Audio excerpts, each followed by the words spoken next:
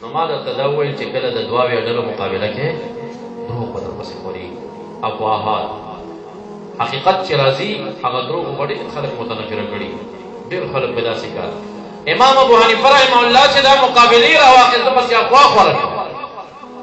یوه افوا پسې دا خوره شوه وایي دی حدیث نه مني دی د خپلې خېټې تابع د رایې تابع دا دومره معروفه جرحه او دا په هغه زمانه کې په امام صاحب پسې داسې وچلېده چې په حرمینو شریفینو پسې دا چرچه خوره وه چې امام صاحب حدیث نه مني او د مبارک بس ویل چې اذا جاء من رسول الله فبالرأس والعين که ما ته چا د رسول الله قول پیش که په دغې سر چشم ما ته قبول دی کې پیش کې پرې ورسره کېده کښېنئ ما څه خبرو ته کښېنئ بیا پسې دا افوا خوره شوې دې صحابه نه مني مبارک وفرمایل اذا جاء من الصحابة نختار بینهم د صحابو فتوی چې متضادې مونږ ته رالي نو مونږ غوره صحابه علما صحابه د نورو صحابو سره بېله وو صدیق اکبر صاحب قول ته ډېره ترجیح ورکوو د عمر فاروق صاحب قول ته ترجیح ورکوو داسې داسې مقام ورکوو صحابه خو ټول یو اندازه کې علما نه وو که نه څوک ډېر پوهېدل بیا به پسې دا افوا به دا د زمانې علما نه مني امام صاحب یې غوسه کړ وإذا جاء من التابعين زاحمناهم لأنهم رجال ونحن رجال او که تاسو ما ته تابعین پیش کوئ نو زه جګړې ورسره کوم مقابله ورسره کوم هغه هم سړي دي زه هم سړی یم که هغه تابعین دي نو زه هم تابعین زه د هغې څه دپاره تقلید وکړم چې فلاني دا ویلي فلاني دا ویلي نر سړی وله خبره یې ډاډه په ښکاره باندې کولی زه د تابعینو تقلید نه شم کولی او یو ځل عثمان په نوم باندې یو شیخ الحدیثو دې زمانه کې چا ورته وي ډېر غټ عالم دی ملاقات ته ورشه دی ورنه راغی ورغلی و پټ علم یې اندازه کړی و خو غلی شو بیا ورته چا وي ورشه بیا غلی په درېیم ځل باندې چې دا خبره ورته وکړه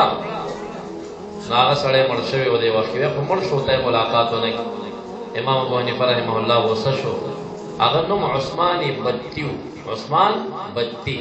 البطي دا ویل لو ادرکني البطي لاخذ كثيرا من قولي بطي ما ته راغلی وي او زما زمانه او زما صحبت یې درکړی وی نو زما فتوی به هغه منلې وي نو ما ته څه لپاره وایي چې ورشه هغه نه مسلې زده کړې مخالفین خو نقطو ته ګوري که نه نو د مبارک ویلو لو ادرکني البطي البطي تاسې په لاس ولیکئ بیا ته پته البطي د دې په لیکلو کې د نبي سره چې ورته ګوري څه فرق ډېر نه کېږي زمانې مخالفینو دا خبره خوره کړه و امام صاحب ویلي دي چې لو ادرکني النبي لاخذ کثیرا من قوله که رسول الله مبارک زما زمانه کې وی نو زما مشورې به هغه منلې وي زما خبرې به افواهاتو کار واخلو بیا به علما وفد راتل سیل لپاره چې موږ یې له ګورو دا سړی څنګه په دې کې عبدالله ابن مبارک راغی امام صاحب پسې به پسې شا خبرې کولې داسې ډېر سپک الفاظ یې نه ویلي خو چا دې تپوس کړی و د ورته ویلو هو مسکین فی الحدیث غټ ملا دی په حدیث نه لري مسکین فی الحدیث هغې تعویل هم شته دی چې مسکین الحدیث معنا دا چې د حدیثو سوالګر دی هر چا نه حدیث ټولوي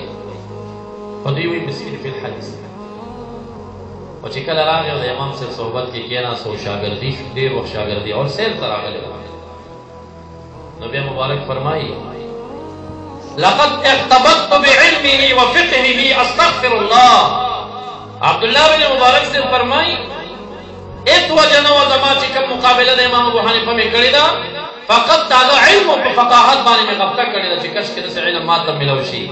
استغفر الله الله دې ما ته بخښنه وکړي دا ډېر لوی سړی ما ولې د په حق خبرې کړې